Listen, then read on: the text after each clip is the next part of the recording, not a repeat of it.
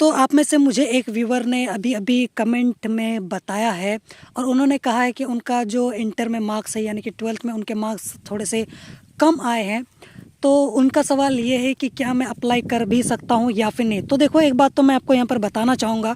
कि आप अप्लाई तो कर सकते हो, लेकिन यहाँ पर आपको अप्लाई करने में तो कोई दिक्कत नहीं आएगी, आपको कोई भी परेशानी नहीं आएगी और ऐसा कुछ क्राइटेरिया रखा भी नहीं गया है कि इतना परसेंटेज वाले को या फिर इतने मार्क्स लाने वाले को ही अप्लाई करने का यहाँ पर मौका दिया जाएगा, या फिर बाकी इतना परसेंट से कम लाते हैं तो उनको अप्लाई करने का हक नहीं है, वो अप्लाई नहीं कर सकते हैं। बिल्कुल आप कर सकते हो, अप्लाई कर सकते हो, पर मेरी बातों को थोड़ा सा ध्यान से सुनना। देखो, ये स्कॉलरशिप है, ठीक है,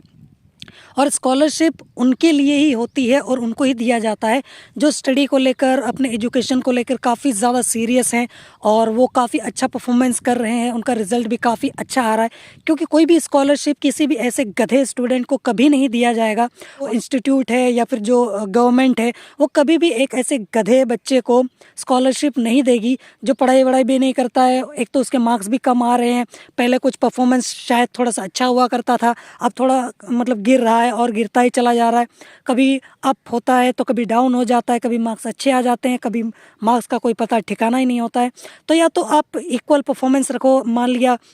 मैट्रिक में आपने यहाँ पर 70% स्कोर किया तो इंटर में भी आप 70% स्कोर करो या फिर उसके ऊपर आप स्कोर कर दो, ताकि उन्हें भी लगे कि हाँ, बच्चा काफ़ी अच्छे से स्टडी कर रहा है, मेहनत कर रहा है, काफ़ी अच्छे से परफॉर्मेंस काफ़ी अच्छा देखने को मिल रहा है। अपनी स्टडी को लेकर, अपने फ्यूचर को लेकर, अपने करियर को लेकर ये बच्चा काफ़ी ज़्यादा सीरियस है। और ये जो हमें रिज़ल्ट मांगा जाता है या फिर हमारा जो एजुकेशनल बैकग्राउंड देखा जाता है, जो हमें फॉर्म फिलअप के टाइम वहाँ पर भरने के लिए, डिटेल भरने के लिए दिया जाता है, वो क्यों दिया जाता है कि आप 12th का भी आपका रिज़ल्ट नहीं आया है तो कम से कम 11 का ही आप यहाँ पर रिज़ल्ट में जो देखने को मिला था वो आप यहाँ पर भर दो, या फिर आपका मैट्रिक में क्या परफॉर्मेंस रहा, किस तरीके से परसेंटेज वगैरह आया, उसको आपको बताना पड़ेगा। तो वो क्यों मांगा जाता है? वो इसलिए मांगा जाता है ताकि वो चेक कर सके, देख सकें कि बच्चा किस तरीके से परफॉर्म कर रहा है, क्या वो अपनी स्टडी को लेकर सीरियस है, क्या वो ढंग से पढ़ाई करता भी है या फिर नहीं, पहले उसके मार्क्स कैसे थे, किस तरीके से उसने स्टडी किया था, कैसा उसका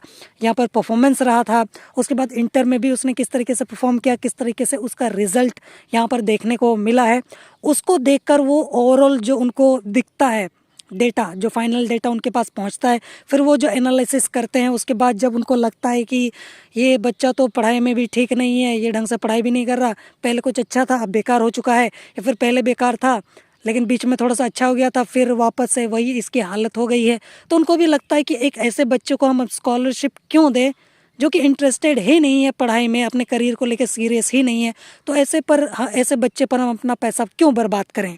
तो इसीलिए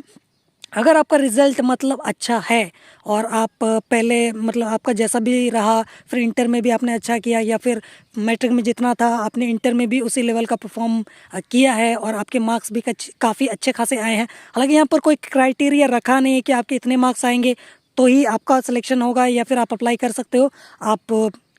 जितने मार्क्स पे भी अप्लाई कर सकते हो, जितना परसेंटेज भी हो, कोई फ़र्क नहीं पड़ता। अब वो किस बेसिस पे आपका सिलेक्शन करेंगे इसका भी कोई प्रोसीजर यहाँ पर बताया नहीं गया है, वो तो उन पर डिपेंड करता है। तो इसलिए डरो मत, अप्लाई कर दो। लेकिन कुछ चीज़ें हैं जिन बातों का आपको ध्यान ज़रूर रखना है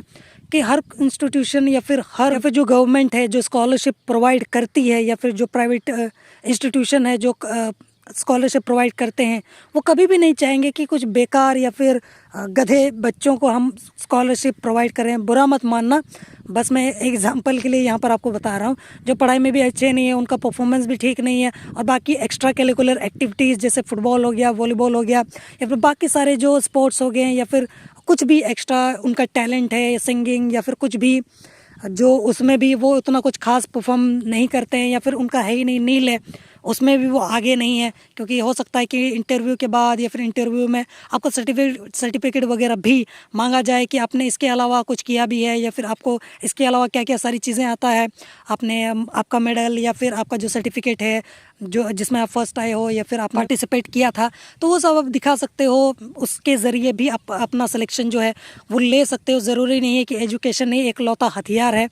पर यहाँ पर इस चीज़ को भी काफ़ी सीरियसली देखा जाता है, क्योंकि अगर वो आपको एक स्कॉलरशिप दे रहे हैं, आप पर पैसा खर्च कर रहे हैं, तो उनको भी तो बदले में कुछ चाहिए। और उनको क्या चाहिए कि आप अच्छा परफॉर्म करें, अपने करियर पे ध्यान दें, स्टडी पर फोकस करें और लाइफ में आगे बढ़ें और कुछ अच्छा करें। और अगर आप कर ही नहीं पा रहे हो, आप करना ही नहीं चाहते, और आपका जो यहाँ पर एजुकेशनल बैकग्राउंड है उस पर वैसा कुछ दिख ही नहीं रहा कि आपका मैट्रिक का रिजल्ट भी ख़राब है, इंटर का रिजल्ट भी ख़राब है, या फिर कुछ अच्छा परसेंटेज भी आप नहीं लाकर उनको दिखा पा रहे हो, तो देखो आप अप्लाई तो कर दोगे, वो तो आप कर लोगे, कोई दिक्कत नहीं आएगी। लेकिन जब सिलेक्शन की बारी आएगी तब आपका सिलेक्शन हो भी पाएगा या फिर नहीं, ये बोलना थोड़ा सा मुश्किल हो जाएगा। जो मैंने सिचुएशन बताया, अगर आपकी सिचुएशन वैसी है तो जोहार।